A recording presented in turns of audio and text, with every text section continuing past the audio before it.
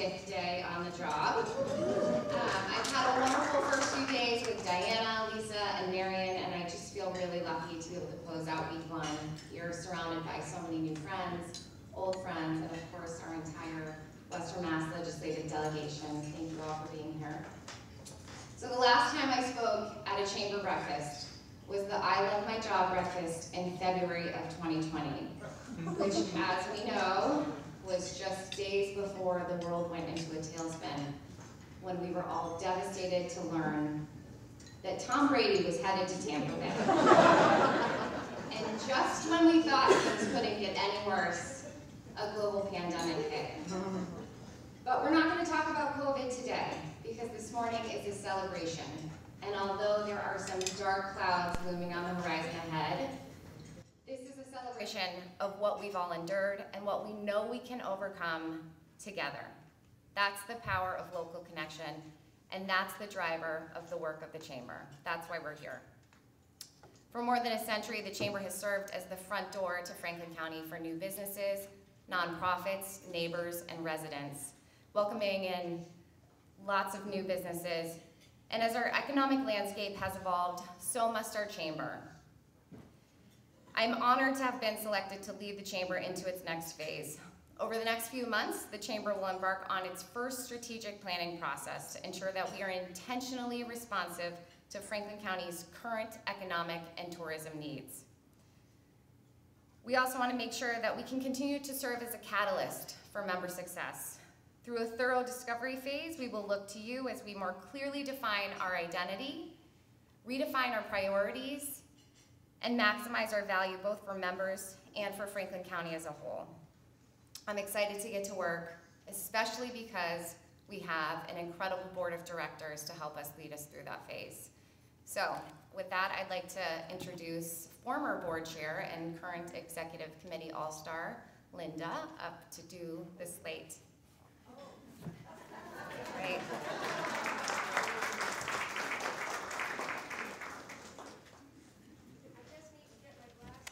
Great.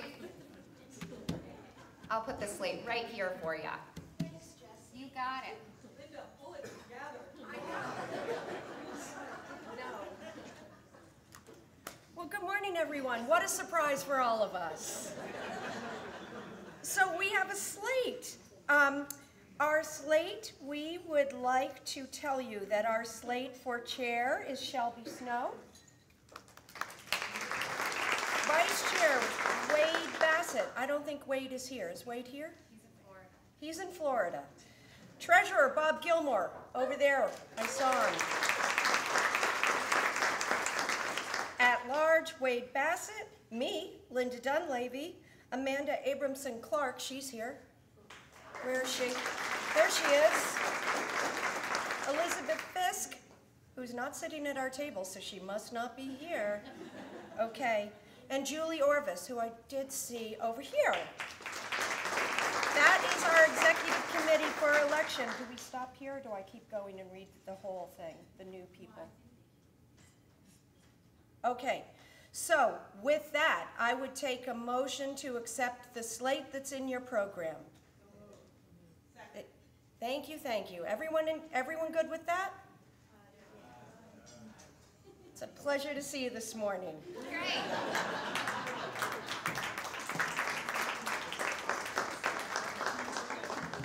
See how exciting these breakfasts can be? We like to keep Linda on her toes. Thanks, Jesse. You got it. Thank you, Linda. So now we'd like to move on to the main event. We are so delighted to be joined here today by so many of our incredible Western Mass legislative delegation. And I think it's really important, obviously coming from a nonprofit background and as someone who has lived and worked here my entire life, I really just want to take the opportunity to publicly thank you for representing the best interests in Franklin County and for the work that you do every day. We are really excited to hear about how we're going to tackle some of those dark clouds looming that I mentioned ahead. So without further ado, Senator Adam Hines.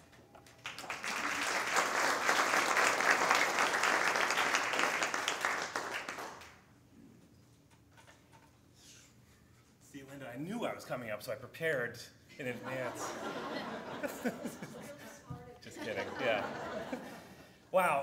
It really is amazing. I remember being here right before COVID, and at that time, I think I was explaining things like the grand bargain, why we're increasing the minimum wage, and today my colleague said, can you talk about why we didn't pass a gas tax holiday? I'm like, great, thanks for giving me all the easy jobs. But first of all, welcome, welcome, welcome. I mean, this is, I think it's a good thing that your first week you have your membership in front of you. So congratulations and best of luck. We really need your leadership to just continue the good work of Diana, I love the idea, where are you? Right here. Oh my God.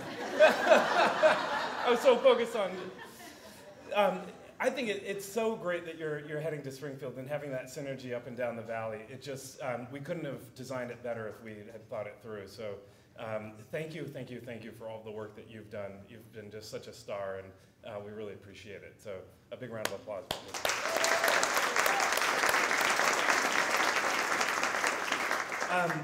I think I'm already through my 3 minutes, so I guess we can sit down. You know, I like the way you kind of framed it, that it feels like we're kind of, I don't know, at a concerning moment, and yet one filled with so much opportunity. And I guess that's the easy way out, but it genuinely feels true. And obviously the concerns relate to not only everything that we're kind of continuing to fight through related to COVID and the economic downturn that followed, but also the looming recession that we hear about almost every single day. And yet, it feels like from our perspective and our perch, we've been very deliberate in the last several years to make sure that we're confronting the inhibitors to growth for the region. You know, everything from high-speed internet to seeing progress on rail in various regards. We have, you know, the northern tier that Senator Comerford is leading aggressively, and a whole range of other investments that are, even this week the House said $250 million towards, in a bond bill, towards West-East Rail, and many more. And so I think that has to go alongside our regional transportation supports. You know, hopefully we can figure out how to do both. But my point is, we're being very deliberate to saying, what are the inhibitors? Is it internet? Is it transportation? Is it education? And Representative Blake, you're going to speak a lot about the Rural School Commission, is that correct? Okay. The representative and I are co-chairing a... Yeah, right. I'm going to order for everyone here at the table. Natalie Blake and I are co-chairing a Rural Schools Commission, which is deliberately trying to say, look, Franklin County and Western Mass, a lot of our schools face unique challenges, and the state funding formulas just don't recognize that. And so this has been a multi-year effort to not only expand rural school aid, which surprise, surprise, largely is concentrated in Franklin County, but also parts of Hampshire and certainly Berkshire County, and into Worcester. Anyway, the rural areas, I guess, by its name. And so to see major progress there is another big one, right? The piece that when it comes to opportunities, I'm the chair of revenue, and we're literally allocating billions of dollars to the next administration. You've seen the headlines, you've seen the work, but it's a $9 billion infrastructure bill. It's $5 billion in ARPA, of which we've allocated about half of it already. We have budget surpluses and down the line. And so that's the good news. And one of the results of that is, as we're preparing for a recession, and we literally are preparing for it, let's not be shy about it. I mean, in the conversations in the Senate, we're saying, how do we kind of prepare ourselves for that moment? One of the answers is we have deliberately put aside now $6 billion in a rainy day fund, the largest it's ever been by at least, I think, 2 times. And that matters when all of a sudden we see revenues dry up in a recession, and we still need to make sure that we're funding our programs for folks who are impacted most. We need to make sure that we're funding our towns and, you know, police and fire. And, you know, we don't want to be cutting jobs exactly at the moment when we need them most, and people employed and spending money in our communities. And so that $6 billion is deliberately being put aside for those purposes. Since I was asked to talk about the tax, I'll just do that briefly on my way out of my 3 minutes here. But you know, ultimately, you probably saw the legislature turn down the idea that we would adopt a holiday on the gas tax. And honestly, it's a pretty straightforward reason why. We all understand that energy costs are at the center of a lot of our economic kind of either expansion or contraction. because it has implications in goods across the market. And yet, no one has been able to tell us that a state tax relief or holiday for gas tax will have any impact on the gas pump and what you all experience when you go fill your cars. No one has been able to tell me that and show us that. And so that's the catch right there. Is that the most strategic way to spend $500 million, as the governor proposed, I think even closer to 600, 700 million? Is that the best way for us to spend that? The answer is no. And so the question then became, well, what are you going to do instead? And guess what? The Senate President and the Speaker have said, well, we are going to prepare a package of tax relief, and we want to make sure it goes directly into people's pockets and to the right pockets. And so I don't want to get ahead of the negotiations, but you will see things like earned income tax credit, a successful, popular, meaningful tax credit, and major investments.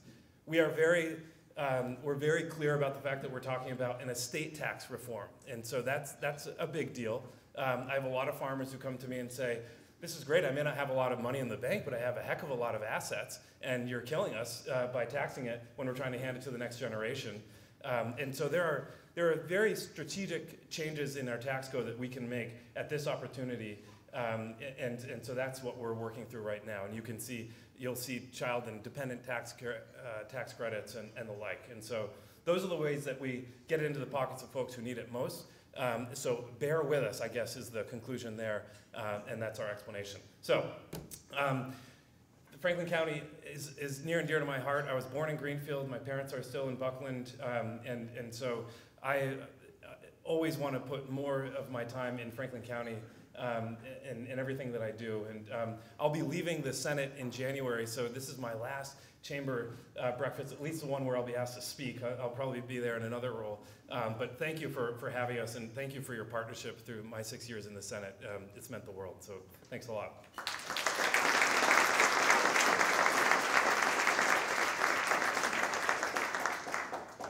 Representative Susanna Whips.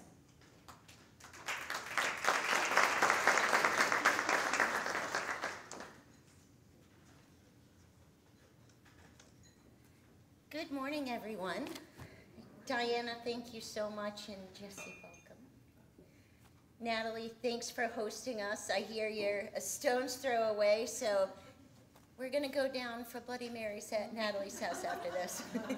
If only that were the case. We are really busy. And as I look around the room, my legislative aide, Rachel, is at an event for me today, but I see Corinne, I see Elena, I see Kobe, and so many other folks who have really helped us throughout this pandemic. Our staff and the staff throughout the State House and the folks that assist our federal delegation have really stepped up and worked so hard during this pandemic to make sure that our constituents' needs were met, and I just wanted to take this quick opportunity to thank them.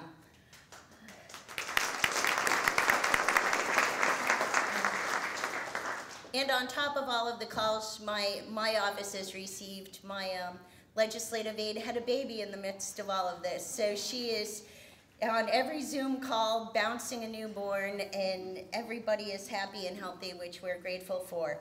One of the things I wanted to speak about today was the mental health bill that we just passed in the House and the Senate and now is in conference committee. One of the things that we learned throughout this pandemic, there were some great learning experiences, and there were some things we learned that we needed to work on. Throughout the pandemic, we saw an incredible increase in the region with regards to substance use disorder and suicides. We also saw the stress and frustration of children from the cradle to the grave. This isolation, this change in things really affected folks. The new bill has a great deal of investment and resources placed in mental health, behavioral health, as well as we proved during COVID, telemedicine, which is something folks out here have fought for years. Telemedicine works, and to have the access of telemed professionals at your fingertips. Now that we've got broadband out here, it's much easier too. So as I'm looking into the future, I'm encouraged that the Commonwealth has recognized not only was there a physical problem brought about with COVID, it really affected us on a mental health level. And, you know, when we talk about economic recovery, if our employees are not sound physically and mentally, if our co-workers, if, you know, our leaders are struggling, we can't be a Commonwealth of Massachusetts unless we hit the common health of Massachusetts, and we have to look out for everybody. We have to focus on everybody, and I'm so pleased with this bill. I think there's a lot of great things in it, and as it comes out of conference committee, we're really going to have something we're incredibly proud of. Also includes parity. Mental health issues often lead to death, no different than diabetes or cancer or something like that. We need our insurance companies to recognize mental health care is life-saving, and that's something in that parity that we have not seen in the past that we're hoping will get through this conference bill, and we will see that. So as a legislator who has in the past represented most east of Franklin County with redistricting, I have picked up the beautiful town of Northfield, and I'm sharing the lovely city of Greenfield with Natalie Blake, and very excited about that. I've been out and learning and meeting folks, and in closing, I just want to say, you notice there is somebody not here, our friend Paul Mark, who has a group of leadership members coming out to the Berkshires today. And with redistricting, the growth of Massachusetts population increased. Unfortunately, it increased within 128 and not out here. Franklin County lost a representative. There were 3 of us fighting for Franklin County at the time, and now Franklin County is solely split between Representative Blake and I, which we are going to pick up that baton and we are going to show our strength and continue, but I would be remiss if I did not say thank you to Paul Mark. He's been a mentor to me as the only independent member of the Massachusetts legislature and somebody who left one party and went off on their own. He's been a good friend, he's been a great mentor, and he's been so supportive of the people in Franklin County and across the Berkshires. And so even though he's not here, a big round of applause for our friend Paul Mark. Thank you. Woo.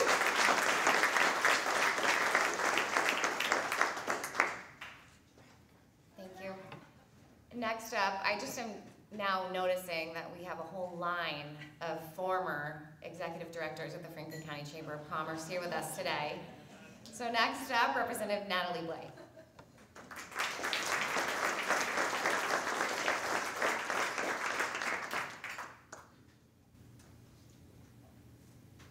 Whew, what the hell am I supposed to talk about now? Good morning, everybody. It's great to see you here. The last time that we were here, I was just talking with Diana, was in 2019, at which point I had just been sworn into office. And it's been a very interesting first 2 terms in office. We had a federal government shutdown and then faced a global pandemic up until today.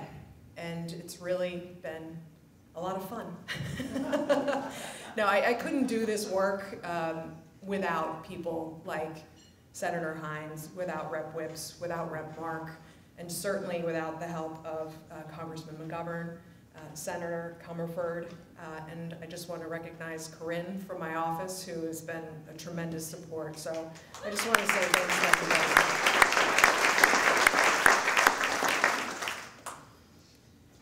So Diana, I have to say thank you for everything that you did over the last couple of years for the Chamber. You've really done an extraordinary job in terms of building membership. I looked at the membership list and it's just grown tremendously.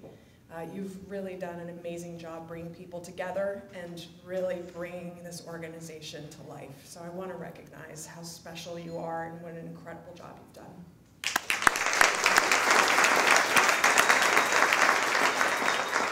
And Jessie D. We could not ask for a better leader of the Chamber at this point in time. If I had to pick somebody who is going to take the chamber in this next direction, Jessie Dean is so smart, so talented, so energetic, and you made the right choice in hiring her as your next executive director. Jessie, you're gonna rock it. Congratulations. And is Claire still here? Claire, I'd just like to touch base with you. How are you doing? Are you okay? I know Jessie did an incredible job for community action for so long, so are you okay? You're not good.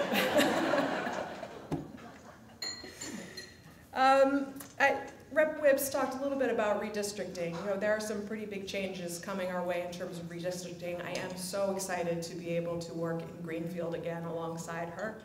I will be picking up 15,023 new residents in the communities that I will be serving in northwestern Franklin County. So I'm really looking forward to getting to know all of the towns in the new district. We have to work together as a delegation to get things done in Boston. And as I said, I'm very, very lucky to work with such a strong delegation who works so very well together. And Senator Hines, I want to give you a special thank you. The fact that you just said that this was going to be your last breakfast, I was like, oh my goodness. You have done such an amazing job serving your constituents with heart and with compassion, and your moral compass is just right on. So I just want to take this opportunity to say a very special thank you for your service.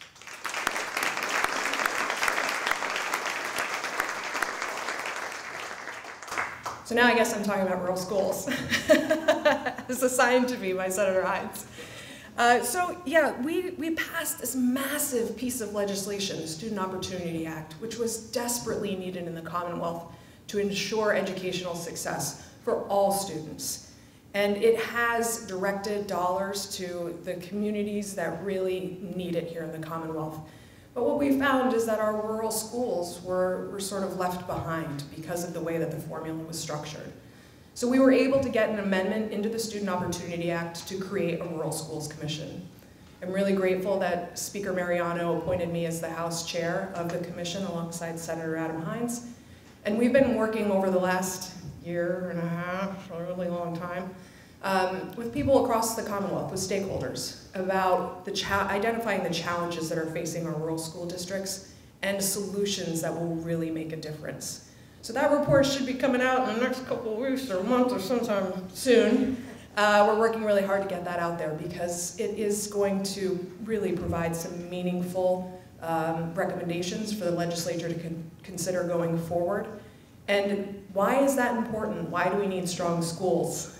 You know, our children are our future, but what we are seeing is this decline in population here in Western Massachusetts. And if we are serious about turning that around, drawing people to the area, our schools are one of the main reasons people will choose to locate here. You have to have a strong school system if you're going to have people deciding to live and work here in Western Massachusetts.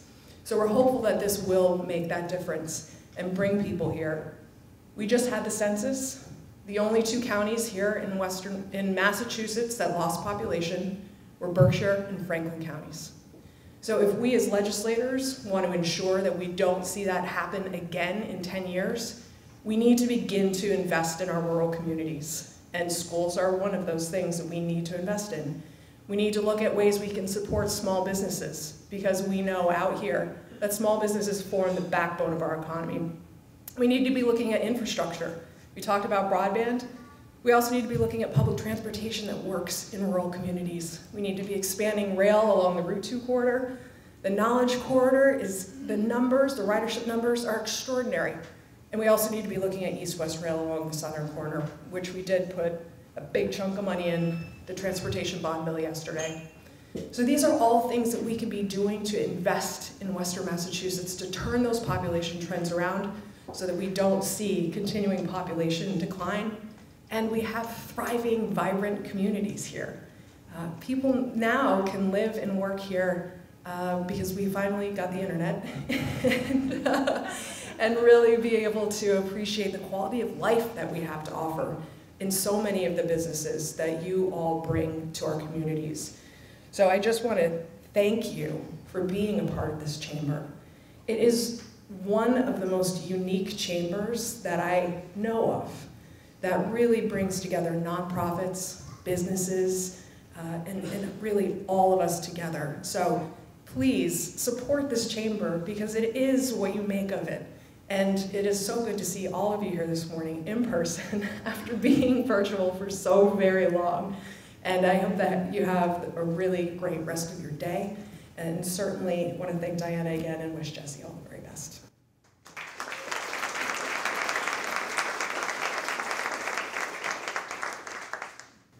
Thanks, Natalie. Next we have, Congressman McGovern couldn't join us today, but we are lucky to have Kobe Gardner-Levine, his aide, to speak for a few minutes.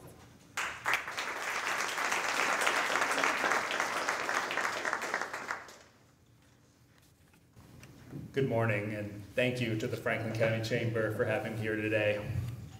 As Jesse just mentioned, I work for Congressman Jim McGovern, who represents our area of Massachusetts in the United States House of Representatives. And I'm here today to speak about some legislative updates and priorities.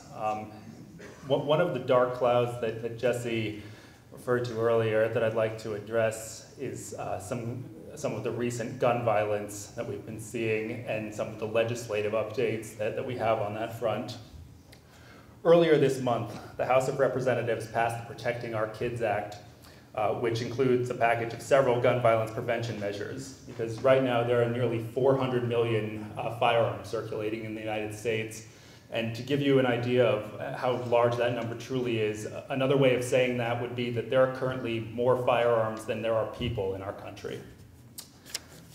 America is confronting a rising tide of gun violence from Uvalde to Buffalo to communities all across the country. And according to new CDC data, guns are the #1 killer of school-aged children.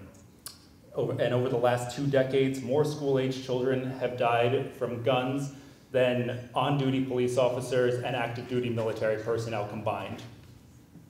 The Protecting Our Kids Act would raise the lawful age to purchase a semi-automatic centerfire rifle from age 18 to 21, and in the case of both Uvalde and Buffalo, the shooter was 18 years of age. It would also establish a new federal offense for the import, sale, manufacture, transfer, or possession of a large-capacity magazine, as well as for gun trafficking. The Senate recently released bipartisan gun violence prevention legislation, which includes several important steps that will save lives. This bill keeps deadly weapons out of dangerous hands by encouraging states to establish extreme risk protection laws and ending straw purchases, and also closing the boyfriend loophole, which marks strong progress to prevent known abusers from acquiring firearms. This is the first bipartisan agreement on a gun violence prevention bill in 3 decades. And last night, the United States Senate passed this bill. Speaker Pelosi has told us that she vows to bring this bill to the House floor as quickly as possible so that we can send it on to the president's desk. And while more is needed, this package will ensure, we need to ensure that this package quickly becomes law in order to better protect our children, because the bottom line is that no parent should have to bury their child. And Congressman McGovern remains committed to enacting the strongest possible gun control legislation. Before I close here today, I also want to announce that President Biden has agreed to host a White House conference on food, nutrition, health, and hunger. And the last conference of this nature actually occurred in 1969, and Congressman McGovern has been pushing for a second conference for over a decade, because he believes that this would be critical to informing a national strategy to finally end hunger here in the United States. And this initiative is designed to bring together stakeholders from all across the federal government, as well as educators and students and activists and chefs and farmers and people with lived experiences, with the goal of developing a plan to finally end hunger by the year 2030. And under current leadership in Washington, SNAP recipients receive benefit increases, giving them the ability to afford more nutritious food. And some of these benefit enhancements, like the emergency allotments, are tied to the pandemic, so they'll eventually go away. But others, like the recalculation of the SNAP benefit, are permanent, and we need to build on those improvements, and that's exactly what we hope to do with this White House conference. Because ultimately we want to create a system that allows for more choice, especially to fresh produce and to locally grown food. And I'll close by quoting something that my boss often says, which is that in this country we have all the tools to end hunger right now, but what we've been lacking is the political will.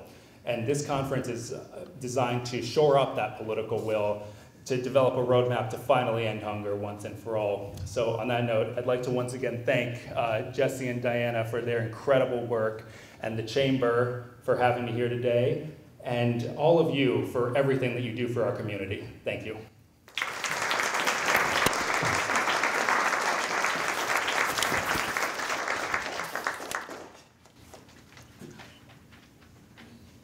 Thanks, Kobe.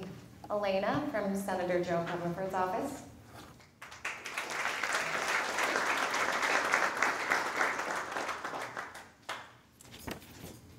A little shorter than Kobe. Hi everyone, my name is Elena Cohen. I'm Senator Joe Comerford's district director, and really happy to be here today. The senator is at a family wedding, so sorry that she herself is not here. So first, just a big thank you from the senator and our team to all of you for muscling through the pandemic. The Franklin County business community has just come through strong, even though it's been a really challenging time. We've been proud to support provisions to help, like outdoor dining and unemployment and sick leave provisions.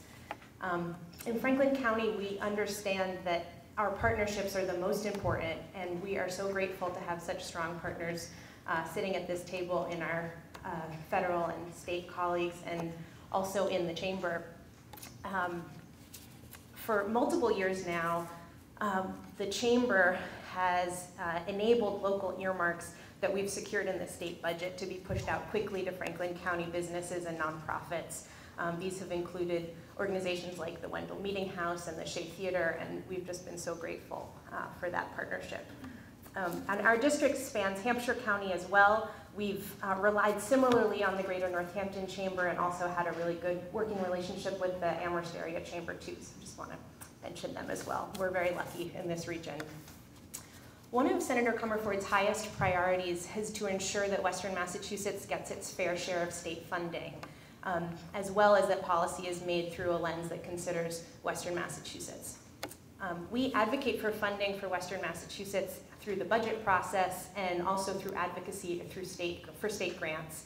We recently partnered with the Franklin Regional Council of Governments and our colleagues in the Senate and Representative Natalie Blake to host a workshop series that would bring state and in one case a federal grant agency to speak directly to our municipalities to just make sure that our folks out here know all of the resources that exist at the state level. And we do a lot of support for state grant applications from nonprofits and business associations and occasionally businesses as well as municipalities. So if you are ever applying for a state grant, please be in touch. We want to support your applications. We also always love to hear your ideas and concerns and questions directly. The senator and I recently kicked off a 15-stop library tour where we're visiting a library in every town of her district. It was a tour that we started before COVID and are finally finishing. So we will be in Whately next week on June 29th, and we will be in New Salem on August 27th, and then we have a sort of bang-up day on September 24th where we'll be in Greenfield, Deerfield, and Sunderland. So feel free to come see us as we celebrate libraries. I have business cards. I'd love to meet those of you I don't know. My contact information is also on our website. And I want to just say, Jesse, we're so excited to work with you. And I just want to close by celebrating Diana. I feel so lucky to have gotten to work with you these last 3.5 years, and your leadership, vision, tenacity, and just your warmth has brought so much to the region. As someone coming into being a legislative staffer too for the first time, your mentorship has really meant a lot to me. I just thank you.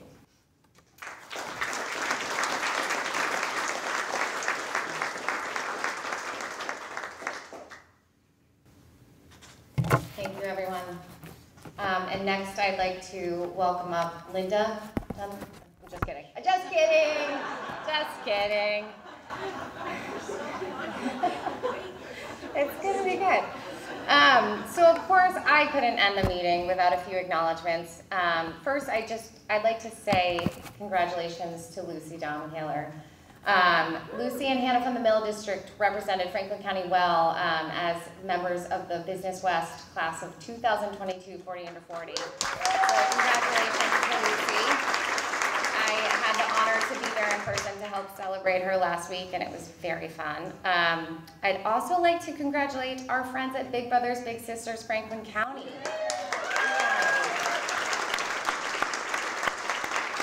They were just awarded last week, this week, very recently. 48 hours ago. This is hot off the press. They were honored with the National SAA Agency of the Year Award from Big Brothers Big Sisters of America, which is something that we've known all along. They do tremendous work. The mentorship that they provide changes lives, and we are so lucky to have them here. So congratulations again. Really impressive. And then before we get to raffle prizes, one quick note. In the program, you will see my cell phone and my email. Please feel free to reach out as we embark on the strategic planning process. One of the first tasks I'm going to have is to meet with many of you and hear where you found value in the chamber and where you see opportunities for additional value. So feel free to shoot me a text, add me to your contacts right now. I'd really love to hear from you.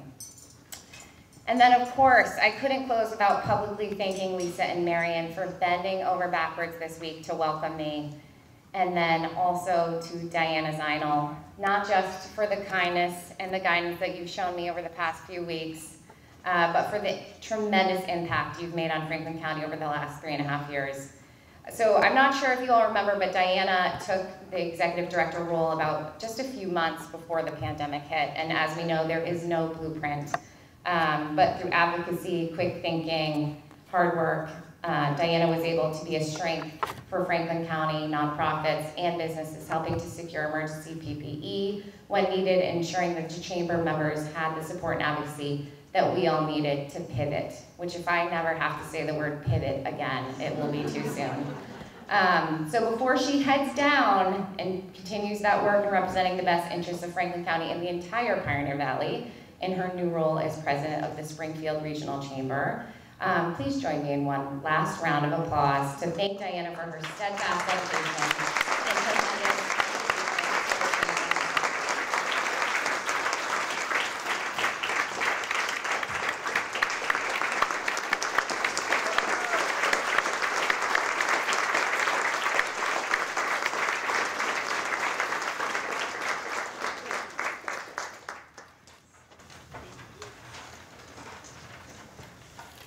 How sweet.